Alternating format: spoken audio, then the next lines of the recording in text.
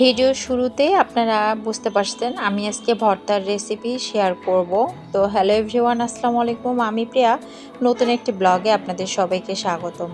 আজকে যে ভর্তার রেসিপিটা শেয়ার করব সেটি হচ্ছে পটলের সালের ভর্তা। আর পটলের ছালটা যখন আপনারা নেবেন তখন কিন্তু অবশ্যই এই ছালটা খুব মোটা করে কাটতে হবে। যদি সম্ভব হয় তাহলে গোটা পটল সহ 2-3টা কেটে দিবেন, তাহলে আরও ভর্তাটা খেতে ভালো লাগবে। তো সবার আগে আমি এই পটল ছালটা ভালোভাবে ধুয়ে কড়াইয়ের মধ্যে নিয়ে নিলাম। সেই সাথে দিয়ে দিলাম দেশি ধনেপাতা। ধনেপাতার সঙ্গে গোটা মরিচ, রসুন, পেঁয়াজ এবং স্বাদ মতো বা পরিমাণ মতো লবণ। সেই সাথে পর্যাপ্ত পরিমাণের পানি দিতে হবে। আপনারা খেয়াল করে দেখেন আমি কি পরিমাণের পানি দিয়েছি। পানিটা দিয়ে দেওয়ার পরে ঢাকনা দিয়ে দিবেন। ঢাকনা দিয়ে দেওয়ার পর আপনি যতক্ষণ না পর্যন্ত ভালোভাবে সিদ্ধ হবে ততক্ষণ পর্যন্ত এটাকে সিদ্ধ করে নিতে হবে।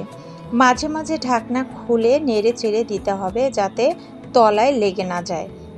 বারবার ঢাকনা খুলে চেক করে দেখবেন আসলে পানিটা কতটা শুকিয়ে গেছে। তারপর পানিটা যখন একেবারেই শুকিয়ে যাবে তখন ফ্রাই প্যানে দিয়ে দিবেন সরিষার তেল। কখনো ভুলেও সয়াবিন তেল এখানে দেওয়া যাবে না। সয়াবিন তেলটা দিলে সয়াবিন তেলের একটা আলাদা যে ফ্লেভার, সেই ফ্লেভারটা আসবে। সরিষার তেল দিয়ে আপনি হালকা এটাকে ভেজে নেবেন, মানে একটু লাল লাল টাইপের, ব্রাউন টাইপের ভেজে নেবেন। ভেজে নেওয়ার পর আপনাদের কাছে যদি বাটনা থাকে, বাটনায় এই ভর্তাটা ভালো হয়। তবে আমার কাছে বাটনা নাই, এটাই আছে, এটা দিয়েই আজকে আমি ভর্তাটা করব। তো আমি এই যে ভর্তাটা করছি, আপনারা বিশেষ করেন এই একটা পদের ভর্তা যদি গরম ভাতের সাথে আর এক ফালি লেবু থাকে তাহলে 1 প্লেট ভাত নিমেষেই শেষ হয়ে যাবে। যদি কারো বিশ্বাস না হয় সেমভাবেই এই ভর্তাটা বানিয়ে একবার খেয়ে দেখুন, জিভের মধ্যে জল এসে যাবে। ভর্তা বানাতে বানাতে একটা কথা বলি, আপনাদের যাদের এই ভিডিওটা ভালো লাগবে প্লিজ একটা সাবস্ক্রাইব করে দিবেন, কারণ অনেক কষ্ট করে ভিডিও করতে হয়, অনেক সময় নিয়ে ভিডিও এডিট করতে হয়, তারপরে আপনাদের মাঝে শেয়ার করা হয়। তো আপনাদের একটা সাবস্ক্রাইবেই আমাদের কাঙ্ক্ষিত আশা পূরণ হয়ে যাবে। তো যাই হোক, ভর্তা বানানো শেষ। এখন আমি এই যে পাত্রে একটা নিয়ে নেব, ছোট্ট কিউট হাঁড়ি। হাঁড়িটা দেখতে সুন্দর না? মাশাল্লাহ, আমার কিন্তু অনেক পছন্দ। আর এই সিরামিক্সের ছোট্ট ছোট্ট হাঁড়িগুলো অনলাইন পেজেই পেয়ে যাবেন আপনারা।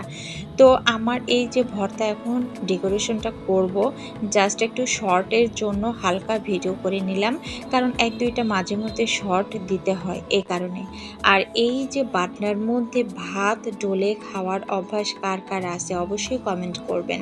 আমার কিন্তু ভীষণই ভালো লাগে। যখন আমরা ছোট ছিলাম আমার মা আমাকে এভাবে বাটনার মধ্যে ভাত নিয়ে খাওয়াই দিত।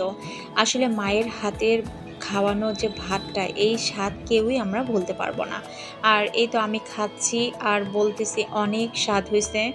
অনুরোধ রইল সবাইকে একবার এটা চেষ্টা করে দেখেন, এই ভর্তাটা কতটা লোভনীয়, কতটা আকর্ষণীয়, কতটা যে মজাদার আমি এটা আর বলে বোঝাতে পারবো না।